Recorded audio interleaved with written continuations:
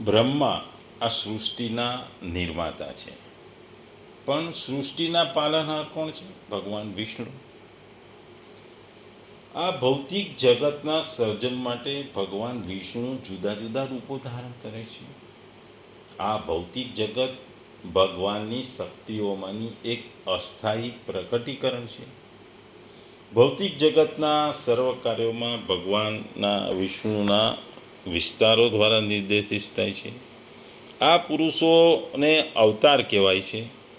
સામાન્ય રીતે જે મનુષ્ય ઈશ્વર તત્વને જાણતો નથી તે માની લે છે કે આ ભૌતિક જગત જીવોના ઉપભોગ માટે છે અને બધા જીવો ભૌતિક શક્તિના પુરુષ અર્થાત કારણ, નિયંતા અને ભોગતા છે.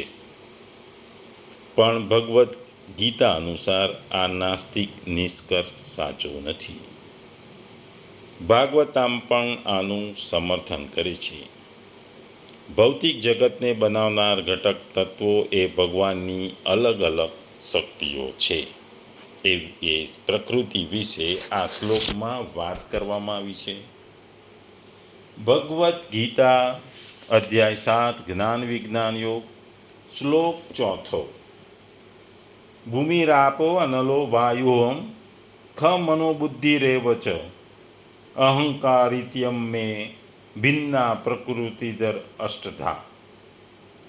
ગુજરાતીમાં જો આ શ્લોકને આપણે કહીએ તો પૃથ્વી, જળ, અગ્નિ, વાયુ, આકાશ, મન, બુદ્ધિ અને અહંકાર આ પ્રમાણે 8 પ્રકારે વિભાગો પામેલી મારી પ્રકૃતિ છે. બીજા શબ્દોમાં કહીએ તો પૃથ્વી, જળ, અગ્નિ, વાયુ, આકાશ, મન, બુદ્ધિ, અહંકાર એ 8 મારી વિભિન્ન ભૌતિક શક્તિઓ છે. આ જ્ઞાન વિજ્ઞાન યોગ છે, આ જ્ઞાન વિજ્ઞાનનો અધ્યાય છે. અહીં જે આગલા 3 શ્લોકો સુધી ભગવાને જે સાંભળવા માટે અને ભગવાને કીધું કે હું સંપૂર્ણ જ્ઞાન આપીશ, પણ ખરું જ્ઞાન આ શ્લોકથી ચાલુ થાય છે. ભગવાન પોતાના વિશેનું જ્ઞાન અર્જુનને આ શ્લોકથી આપવાનું ચાલુ કરે છે. કારણ કે ભગવાને આ શ્લોકમાં પ્રકૃતિની શક્તિઓની જે 8 પ્રકૃતિની શક્તિઓ છે ભગવાનની, એના વિશે વાત કરી છે. શ્રીમદ ગીતાનો, ભગવદ્ ગીતાનો આ શ્લોક વૈશ્વિક સ્થૂળ પ્રકૃતિના 8 તત્વો અથવા શક્તિઓનું એક સામાન્ય સંક્ષિપ્ત વર્ણન આપે છે. પ્રાચીન વૈજ્ઞાનિકોએ અસ્પષ્ટ રીતે પ્રકૃતિને દ્રવ્ય તરીકે ઓળખ્યું હતું, વર્ણવ્યું હતું. આધુનિક વૈજ્ઞાનિકો ભૌતિક પદાર્થને સમન્વયિત દળો તરીકે માને છે. તેઓ તમામ ખનિજ, છોડ, પ્રાણી પદાર્થોનું વર્ણન 92 તત્વોથી બનેલું છે, જે આગળ માત્ર વિવિધ ક્રમાચાર્ય અને અણુઓ અથવા તરંગ ઉર્જાના સંયોજન તરીકે સમજવામાં આવે છે. હિન્દુ આસ્થા કે ફિલોસોફી અનુસાર દ્રવ્ય ઈશ્વરના બુદ્ધિશાળી ચિંતકોનું બનેલું છે, જે બુદ્ધિશાળીનું જીવન સ્વરૂપ લે છે. ઇલેક્ટ્રોન અને પ્રોટોન, અણુ અને પરમાણુઓ, કોષો, પેશીઓ અને કાર્બનિક પદાર્થ જેવા સ્થૂળ દળો, અકાર્બનિક અને કાર્બનિક બંને પદાર્થ, પરમાણુઓ અને અણુઓ જીવન અને ઈશ્વર ચેતનાથી બનેલા છે. આધ્યાત્મિક દૃષ્ટિકોણથી આ પદાર્થનું સ્થૂળ કોસ્મિક પ્રકૃતિ અથવા માળખું છે. આપણે જોઈએ તો સૃષ્ટિના રચનાનું કારણ પરમાત્મા છે. તેઓ પ્રકૃતિથી ને લઈને સૃષ્ટિની રચના કરે છે. એમાં જે પ્રકૃતિને લઈને જે રચનામાં કરે છે એમાં 2 પ્રકારની પ્રકૃતિઓનું ભગવાને વર્ણન કર્યું છે: પરા પ્રકૃતિ અને અપરા પ્રકૃતિ. જે પ્રકૃતિને લઈને રચના કરે છે તેનું નામ અપરા પ્રકૃતિ છે, અને પોતાનો અંશ જે જીવ છે તેને ભગવાન પરા પ્રકૃતિ કહે છે. અપરા પ્રકૃતિ નિષ્કૃષ્ટ, જડ અને પરિવર્તનશીલ હોય છે, જ્યારે પરા પ્રકૃતિ શ્રેષ્ઠ, ચેતન અને પરિવર્તન રહિત હોય છે. અહીં ભગવાને આપણને 8 તત્વોની વાત કરી છે: પૃથ્વી, જળ, અગ્નિ, વાયુ અને આકાશ. આ 5 તત્વો જેને આપણે આ પંચ મહાભૂત કહીએ છીએ, જેઓ આ પંચ મહાભૂત તરીકે ઓળખાય છે, એ સ્થૂળ તત્વો છે, એ સ્થૂળ છે. અને બીજા ત્રણ જે કીધા છે, મન, બુદ્ધિ અને અહંકાર, આ ત્રણને સૂક્ષ્મ પ્રકૃતિ કહેવાય છે. પેલી સ્થૂળ પાંચ જે પંચમહાભૂતને આપણે સ્થૂળ તરીકે ઓળખીએ છીએ, અને આ ત્રણ મન, બુદ્ધિ અને અહંકારને સૂક્ષ્મ પ્રકૃતિ તરીકે ઓળખીએ છીએ. ટોટલ આ અષ્ટધા તરીકે ઓળખાય છે. 8 પ્રકૃતિને અષ્ટધા તરીકે પણ ઓળખવામાં આવે છે. પ્રત્યેક મનુષ્યનો સ્વભાવ તો અલગ હોય છે. જેવી રીતે સ્વભાવને મનુષ્યથી અલગ કરી શકતા નથી, તેવી જ રીતે પરમાત્માની પ્રકૃતિને પરમાત્માથી અલગ કરી શકતા નથી. આ પ્રકૃતિ પ્રભુનો એક સ્વભાવ છે, એટલા માટે તો તેનું નામ પ્રકૃતિ છે. ને એ રીતે પરમાત્માનો અંશ હોવાથી જીવને પરમાત્માથી ભિન્નતા શક્ય જ નથી, કારણ કે પરમાત્માનું સ્વરૂપ છે. પરમાત્માનું સ્વરૂપ હોવા છતાં પણ કેવલ અપરા પ્રકૃતિ સાથેનો સંબંધ જોડવાને કારણે જીવાત્માને પ્રકૃતિ કહેવામાં આવી છે. અપરા પ્રકૃતિના સંબંધથી પોતાનામાં કાર્ય કૃતિ કે કાર્ય માનવાને કારણે એ જીવ છે.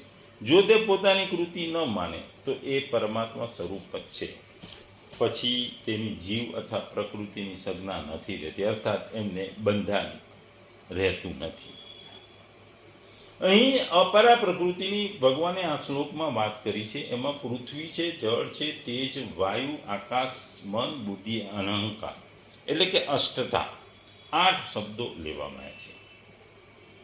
એમાંથી જો 5 સ્થૂળ ભૂતોથી સ્થૂળ સૃષ્ટિ માનવામાં આવે તથા મન, બુદ્ધિ અને અહંકાર આ ત્રણને સૂક્ષ્મ સૃષ્ટિ માનવામાં આવે છે. જેમ આગળ કીધું, આ વર્ણનમાં સ્થૂળ અને સૂક્ષ્મ સૃષ્ટિ તો આવી જાય છે, પરંતુ કારણ રૂપ પ્રકૃતિ એમાં આવતી નથી. કારણ રૂપ પ્રકૃતિ વિના પ્રકૃતિનું વર્ણન અધૂરું છે અથવા શક્ય નથી. આથી આદરણીય ટીકાકારોએ 5 સ્થૂળ ભૂતોમાંથી સૂક્ષ્મ પંચતંત્ર માત્રાએ શબ્દ, સ્પર્શ, રૂપ, રસ અને ગંધને લીધી છે, જે 5 સ્થૂળ ભૂતોનું કારણ છે. મન શબ્દથી અહંકાર લીધો છે કે જે મનનું કારણ છે. બુદ્ધિ શબ્દથી મહત્વ, સમષ્ટ બુદ્ધિ અને અહંકાર શબ્દથી પ્રકૃતિ લેવામાં આવી છે. આ રીતે 8 શબ્દોનો એવો અર્થ લેવામાં સમષ્ટિ અપરા પ્રકૃતિનું એક પૂરું વર્ણન છે, કેમ કે એમાં સ્થૂળ, સૂક્ષ્મ અને કારણ ત્રણેય સમાવિષ્ટ આવી જાય છે. શાસ્ત્રોમાં આ સમષ્ટિ પ્રકૃતિને પ્રકૃતિ વિકૃતિના નામથી પણ ઓળખવામાં આવે છે. પરંતુ અહીં એક વાતનું ધ્યાન રાખવા જેવું છે કે ભગવાને અહીં અપરા અને પરા પ્રકૃતિનું વર્ણન પ્રકૃતિ વિકૃતિની દ્રષ્ટિએ કર્યું જ નથી. અહીં એ આશય માલુમ પડે છે કે પૃથ્વી, જળ, તેજ, વાયુ અને આકાશ આ તત્વો સ્થૂળ રૂપથી સ્થૂળ સૃષ્ટિ લેવામાં આવી છે. તેઓનું સૂક્ષ્મ રૂપ જેઓ પંચતન માત્રાઓ કહેવામાં આવી છે, તેઓની સૂક્ષ્મ સૃષ્ટિ લેવામાં આવી છે. સૂક્ષ્મ સૃષ્ટિમાં અંગ મન, બુદ્ધિ અને અહંકાર છે. એટલે અહીં ભગવાને આ શ્લોકમાં 8 પ્રકૃતિઓ કીધી છે, જેમાંથી 5 એ સ્થૂળ પ્રકૃતિ છે અને 3 મન, બુદ્ધિ અને અહંકાર સૂક્ષ્મ સૃષ્ટિ છે. અને આ જે 8 પ્રકૃતિઓને ભગવાને પોતાને અપરા પ્રકૃતિ કીધી છે કે કારણ કે તે નિકૃષ્ટ જળ હોય છે અને પરિવર્તનશીલ હોય છે. એમાં જીવ નથી હોતો અને આ વસ્તુઓમાં આપણે પરિવર્તન કરી શકીએ છીએ. અહીં 8 પ્રકૃતિને અપરા પ્રકૃતિ કહેવામાં આવી છે. એ વ્યષ્ટિ અપરા પ્રકૃતિ છે. એનું કારણ એ છે કે મનુષ્યની વ્યષ્ટિ પ્રકૃતિ અર્થાત શરીરથી બંધન થાય છે અને સમષ્ટિ પ્રકૃતિથી નહીં, કારણ કે મનુષ્ય વ્યષ્ટિ શરીરની સાથે પોતાનું પણ કરી લે છે, જેનાથી બંધન થાય છે. અહીં 8 પ્રકારના ભિન્ન ભિન્ન પ્રકૃતિ છે. જો આ અષ્ટધા પ્રકૃતિને કાબૂમાં રાખે તો તેને મોક્ષ કે મુક્તિ મળે, પ્રકૃતિના બંધનમાંથી મુક્ત થાય અને તે કૃતાર્થ બને. મોક્ષ એટલે ભવના બંધનમાંથી મુક્ત થવું, મોહનો ક્ષય થવો. મોહનો ક્ષય થવો એ મોક્ષ છે. મોહમાં કામ, ક્રોધ, લોભ વગેરે દોષોને આસક્તિ, મમત્વ આદિ વિકારોના સમાવેશ થાય છે. સંસાર, પાત્રો, વસ્તુઓ, ક્રિયાઓ, ઈચ્છાઓ વગેરે બંધનોથી અને દેવભાવના બંધનમાંથી નીકળી જીવનો ભગવાન સાથેનો સંબંધ થાય એ મોહનો ક્ષય થયો કહેવાય, એટલે કે મોક્ષની પ્રાપ્તિ કહેવાય. અહીં પંચમહાભૂતોની વાત કરી છે. આરતી જે આપણે કરીએ છીએ એમાંય પંચમહાભૂતો આવે છે. આચમનની જળ તત્વનું પ્રતીક છે, વસ્ત્ર પૃથ્વીનું પ્રતીક છે, ધૂપ વાયુનું પ્રતીક છે, દીપક તેજસ્વનું પ્રતીક અને ઘંટ આકાશ તત્વનું પ્રતીક છે. જ્ઞાનેન્દ્રિયો પણ આરતી દ્વારા ઈશ્વરને અર્પણ કરવાની છે.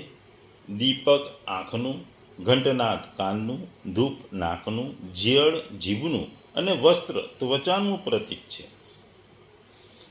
આ ભગવાને જે 8 પ્રકૃતિની વાત કરી એને આપણે ટૂંકમાં સમજી લઈએ. પ્રકૃતિનું સૌથી સ્થૂલત્વ પૃથ્વી છે. તેમાં અન્ન, ઔષધિ, વનસ્પતિ વગેરેની ઉત્પત્તિ થાય છે. બધું ઉત્પાદિત તત્વો ભૂમિમય છે. આખું જગત ભૂમિમય છે.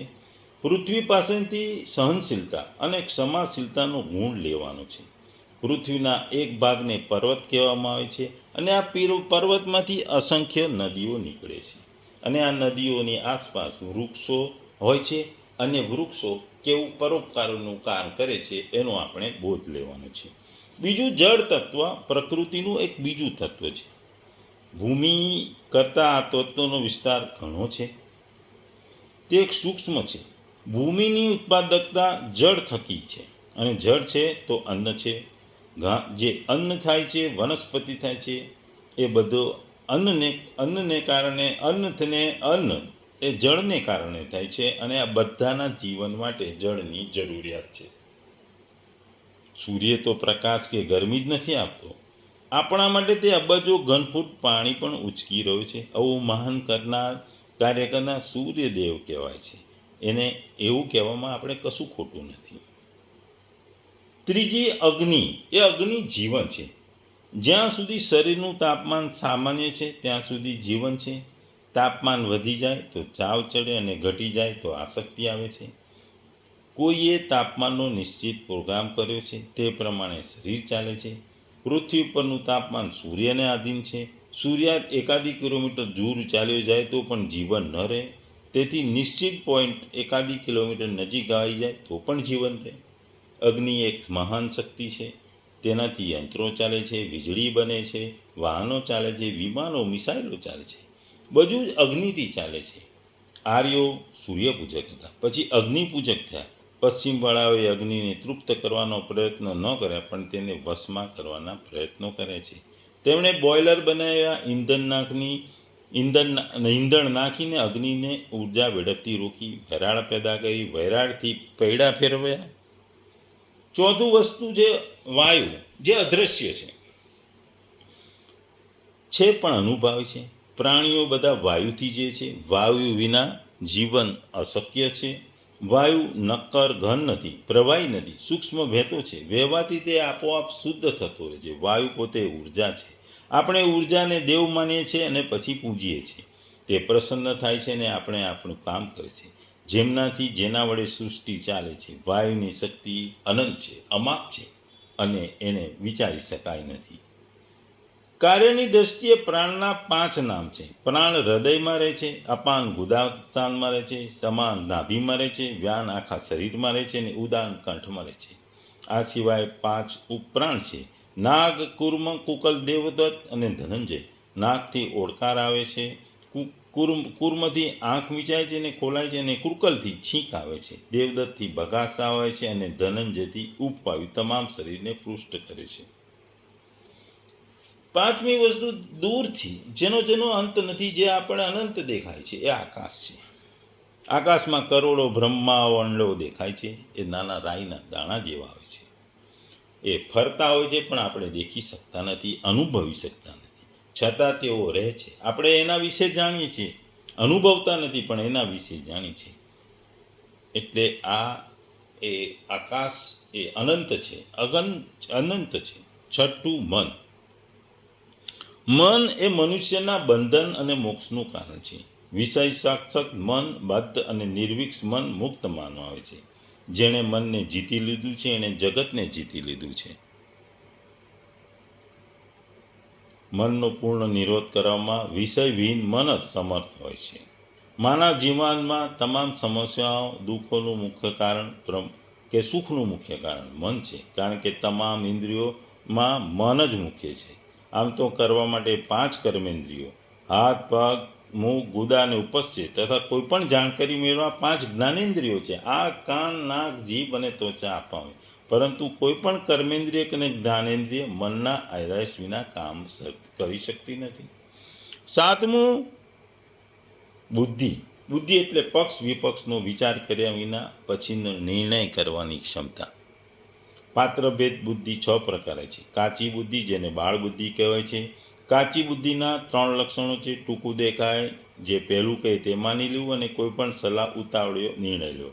મોટા ભાગની સ્ત્રીઓમાં પણ આ 3 ક્ષતિઓ હોય છે. કદાચ કાચી બુદ્ધિની કહે છે. ભોળી બુદ્ધિ, બીજું લુચ્ચી બુદ્ધિ, પાકી બુદ્ધિ, કુબુદ્ધિ અને સદબુદ્ધિ. આમ 6 પ્રકારની બુદ્ધિઓ છે. છેલ્લું, ભગવાનની 8મી પ્રકૃતિ એટલે અહંકાર, એટલે પોતાના અસ્તિત્વનું સતત ભાન રહેવું. અહીં અહંકાર શબ્દ ઘમંડના અર્થમાં નથી. પ્રત્યેક વ્યક્તિને પોતાના હોવાના પણનું જ્ઞાન ભાન રહે છે, તે અહંકાર છે.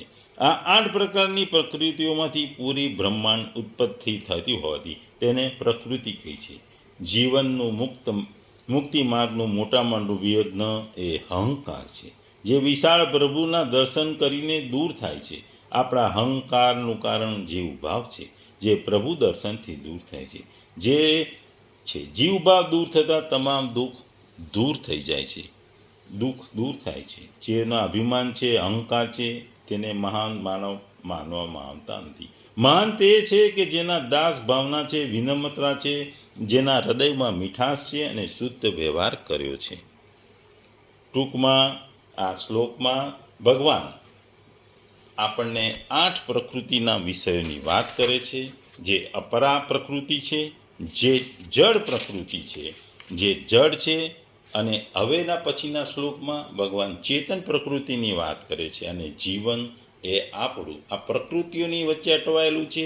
અને જડ અને ચેતન એ 2 વસ્તુઓની વચ્ચે આપણો મન અને શરીર અથડાતું રહે છે. એ વાત ભગવાન અહીં કહે છે.